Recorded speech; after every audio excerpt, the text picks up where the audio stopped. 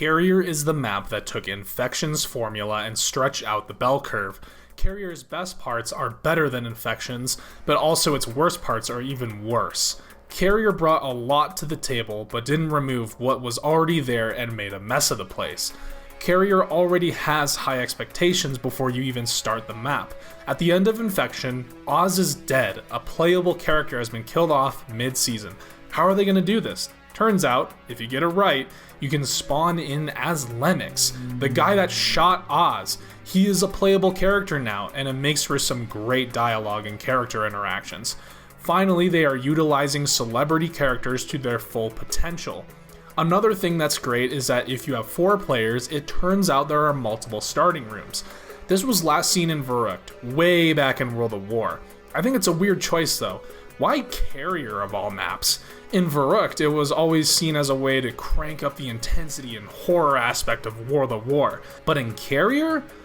I don't know, it just doesn't seem to have any sort of point beyond, hey, 2 starting rooms. This is made even more pointless due to the fact that you literally need to open 1 door and you are reunited.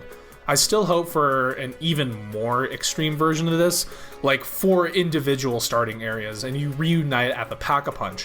One can dream. When you get your exosuit, then the map really opens up, because Carrier dips their toe in the water with exo jump features. There are a few tiny sections of the map that demand exo movement. On the gun deck, there is a section you can jump across, but without the exosuit, you'd fall to your death in the water. There's this little area that links the spawn rooms together by exo jumps only. And in the armory, you cannot return back where you came unless you get the exosuit. They're small things, but they are the inklings of what could be if the developers went all out with the fact that this is zombies with a jetpack. It wasn't much, but it counts for something. In a similar vein to the map design, there is this weird pattern with the map layout. The map is color-coded. I can't think of a single other zombies map that does this. Each room is a distinct, vibrant-ish color. You may not notice that at first, but I love how the signs are color-coded, as well as if you are lost and want to go to a certain area and are dumb enough not to realize that there's a pause screen that has a fucking map on it, then the colors will guide you. The gun deck is gray, the hangar is red, moon pool is teal, lift is green, etc. Carrier also cranks up the map challenge by reducing the number of viable training spots. This is a non-issue on solo, but back when 4-player co-op was the norm, the number of obvious training spots has reduced. In Outbreak, you had the spawn, main hub, exo room, and the morgue as decent training areas. Infection has 3 massive spaces large enough for 2 people to train. Carrier only has 3 real obvious ones off the rip. The hangar, the cargo bay, and the moon pool are good for 3, but the last is most likely the biolab with a vertical banana loop, or maybe the gun deck, or I'm not sure. It definitely is a change of pace.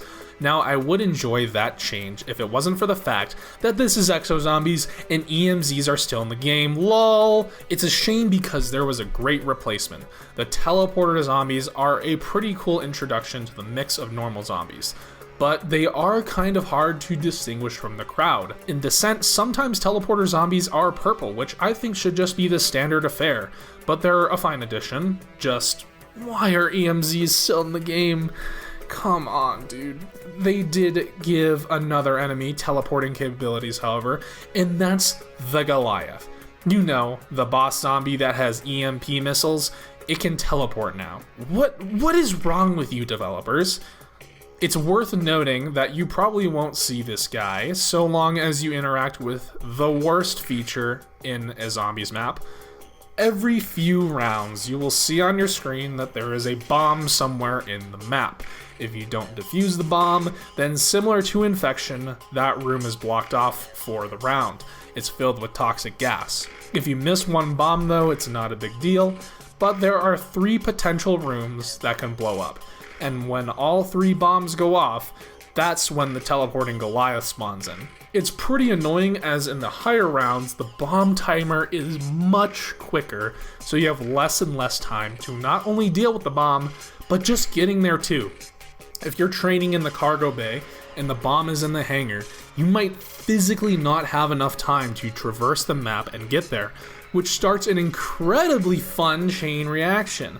Many times during my carrier playthroughs, I am in the room where the bomb went off, it goes off before I can get to it, and then I get infected. Then you need to decontaminate, while in the meantime another bomb got set, so you can barely get to that bomb in time, and it's a whole mess. Not only that, but you have enemy AI soldiers shooting at you the entire time this is happening. What the fuck? Why? It's bad enough you have EMZs in this mode and a teleporting Goliath, but now you have soldiers shooting at you. And these aren't necessarily going to be boot soldiers either. There are sometimes fucking mechs. What is your problem, Sledgehammer, Raven, whoever made this? You are all psychos. If I want some fuckheads to shoot at me, I'll play some multiplayer. At least in Infection, the escort rounds were really optional. These bomb defusal rounds are incredibly frequent, and if you ignore them, they are every round. Then you get the Goliath all the goddamn time. At least in Infection, the Goliath spawned in every now and then, not every round. Let alone all of the other problems I've mentioned in the Outbreak and Infection videos, Carrier takes it one step further and makes a shitty Easter egg. So what makes this Easter egg worse than Infections? Well, in Infection, you had to memorize 8 billion locations. This Easter egg just takes forever and is so tedious in the worst possible way. The Plinko step on solo is incredibly tedious, just praying you don't mess up in the slightest way.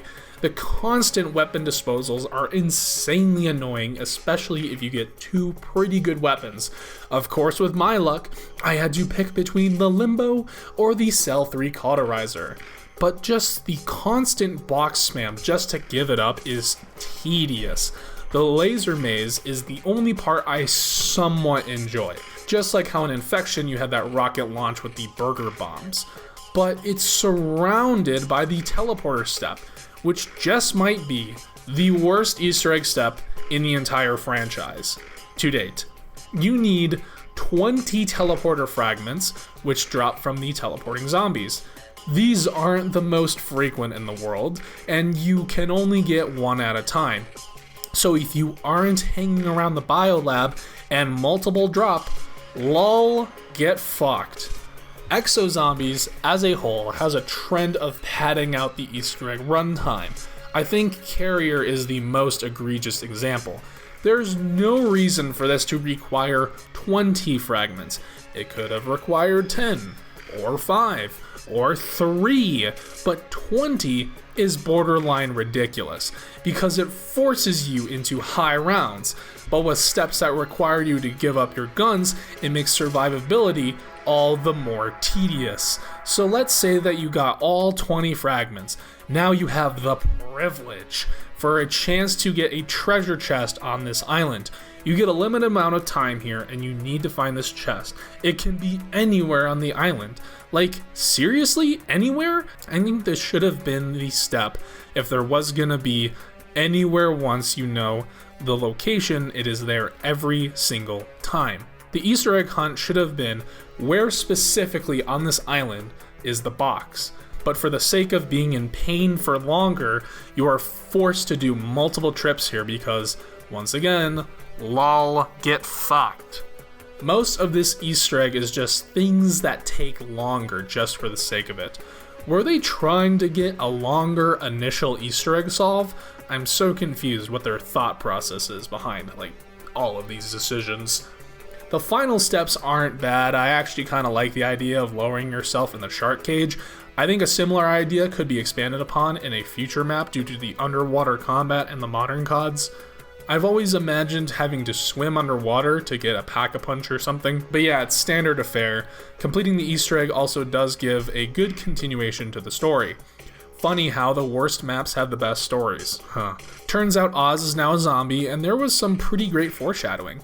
Throughout the map, every now and then you hear quotes from Oz, and it's kinda a lead on to be somewhat of a hallucination. Like the characters are traumatized by their ally getting despawned, and working alongside their despawner. It is interesting character development and something we haven't seen much of in zombies. It was kind of refreshing to see a clear-cut story with twists and turns. Far too often, the Treyarch story was so convoluted and complex with multiverses and timelines and such, it was refreshing to see something like this. And it was especially needed since in a few months, Black Ops 3 would unleash a whole new hell of dimension jumping nonsense. This is even aided even more that the fact that there is a story cutscene menu in the menu, so you can just see all the cutscenes in order if you want. I think some credit is also due for the Wonder Weapon.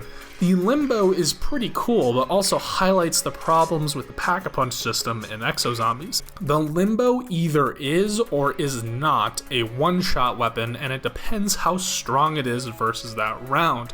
And it's because the Limbo doesn't generate a lot of points versus like an SMG, for example.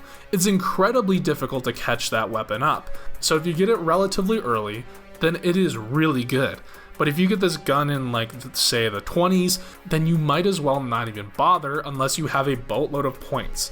But I do like the creativity that was included in this gun. It really seems like finally Raven and Sledgehammer have finally gotten comfortable with getting just a little crazy with zombies instead of just the standard nothingness. This was reflected in the fact that they also added a few more things to the basics of gameplay. Exo Stockpile is a great perk, and I think it's the only new perk that's been added in Exozombies. It gives you additional grenades and ammo, which I think was sorely needed and should have been retroactively added in previous maps. There was also the Explosive Touch power-up, which is quite literally the invincibility star from Mario. And the addition of treasure drones was also a neat gimmick. So could Exozombies improve?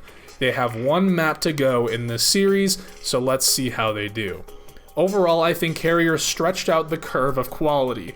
They improved in some areas and got worse in others. I'd say a rather equal amount. I could only give the maps positives so much credit as the mistakes from the first two maps still persist and have no signs of leaving. I know game development is hard and takes a while, but I think there just should at least be some reflections of improvement from at least Outbreak. Carrier just seems to have doubled down on Infection's mistakes, and the fact that there's still EMZs and now hit scan AI soldiers that shoot at you, I have to give Carrier a 1.8 out of 10. F tier.